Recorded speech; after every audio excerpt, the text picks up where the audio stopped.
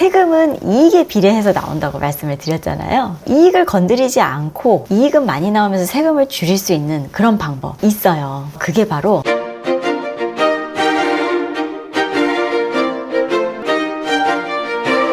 안녕하세요. 반갑습니다. 이제 곧 연말이라 많은 사장님들께서 세금에 대한 관심이 좀 높아지시는 것 같아요. 올해 실적이 많이 올라서 세금이 걱정되시는 분도 계시고, 올해 실적이 좀 떨어져서 세금 걱정되시는 분도 계시고요. 실적이 떨어졌는데도 세금이 걱정되시는 분이 계세요?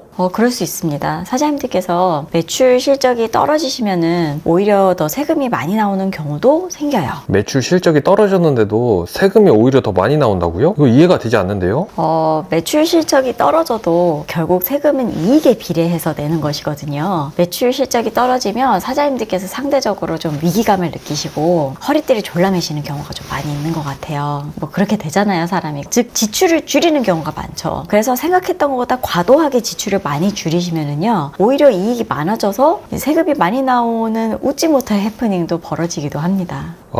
매출이 많아지면 많아져서 세금 걱정, 적어지면 적어져서 세금 걱정. 너무 어려워요. 어려워요. 맞아요. 그래서 미리미리 결산을 해놓지를 않으면 대참사가 벌어집니다. 지금도 늦지 않았어요. 내 세무대리인한테 내가 세금이 얼마 나올지 결산을 지금이라도 해서 내년 세금을 지금이라도 좀 대비를 하셔야 됩니다. 제가 영상에서 항상 말씀드리잖아요. 세금은 대비할 수 있어요. 세무사님은 장부를 작성하시면서 수많은 사장님들의 숫자로 표현된 매출과 이익을 보시잖아요. 그 의미에 대해서 간단하게 설명 좀 해주세요. 장부를 작성하는 세무대리인인 제가 생각하는 매출은 사장님의 비전이라고 볼 수 있을 것 같아요. 그리고 이익은 내 사업의 결과물이다. 이렇게 표현을 할 수가 있을 것 같습니다. 매출의 성장 없이는 이익의 성장에 아무래도 한계가 있어요. 그래서 대표님들께서 매출의 성장만 집중하시고 이익은 내 세무대리인이 알아서 챙겨주겠지 이렇게 생각하시는 경우가 많이 있는데요. 근데 보통 세무사님들은 매출에는 크게 관심이 없고요. 단순히 세금을 줄이기 위해서 이익을 줄이는 컨설팅을 하는 경우가 굉장히 많아요. 세무사님, 그런데요, 세금은 결국 이익에 비례하는 거라서 이익이 많이 나면 세금이 많아지고 이익이 줄어들면 세금이 줄어드는 거 아니에요? 맞습니다. 그래서 세무사의 역할이 세금을 줄이기 위해서 컨설팅을 해야 되는 것이고, 이익을 줄이는 컨설팅이 뭐가 잘못이냐 이렇게 생각할 수가 있는데요. 조금 다른 얘기인 게, 세금을 줄이는 것 자체도 중요하지만 사업의 본질에 대해서 놓치지 않는 것이 더 중요합니다. 세금을 줄이는 세무사로서가 아니라 대표님의 장부를 만드는 세무사로서 접근을 해야 된다는 거죠.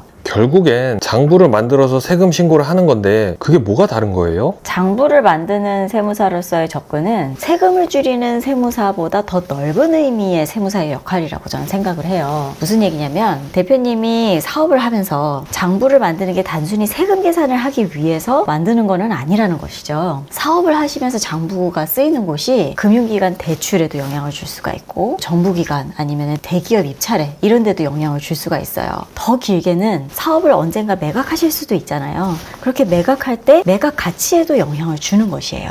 지금 당장의 눈앞에 세금을 줄이기 위해서 이익을 아주 낮은 수준으로 장부를 만들게 되면 당장 세금은 줄어들 수 있겠죠. 그렇지만 세무서 소명 리스크라든지 이런 거 당연히 생기는 거고요. 단순히 세금만 생각하시면 안 돼요. 그리고 법인세든 종합소득세든 장부를 마감해서 신고를 한번 해버리면 그 장부를 돌이킬 수가 없습니다. 수정이 불가능해요. 한번 신고된 장부를 다시 수정하는 것이 안 되기 때문에 과연 이 정도의 이익을 내는 것이, 이렇게 마감을 하는 것이 맞겠느냐, 이거를 굉장히 신중하게 검토하시고 신고를 들어가셔야 됩니다. 장부를 기장을 한다는 게 단순한 세금 신고의 의미가 아니었네요. 단순한 세금 신고의 의미 이상이에요, 사실은. 그래서 실력 있는 세무사는 세금에 대한 이야기뿐만 아니라 세금 이면에 감춰져 있는 득과 실을 모두 다 따져가지고 이야기를 하는 겁니다. 그래서 꼭 경험 많은 세무사와 상담을 하시고 장부 기장 업무를 진행을 하셔야 된다는 거죠. 근데 사장님들은 항상 장부도 실적이 좋게, 이익이 많게 이렇게 만들고 싶어 하시면서도 세금도 최대한 적게 내고 싶어 하시잖아요. 그렇죠. 그러면 이익이 높으면서 세금도 적게 낼 수 있는 두 마리 토끼를 동시에 잡을 수 있는 방법이 없을까요? 아주 좋은 질문입니다.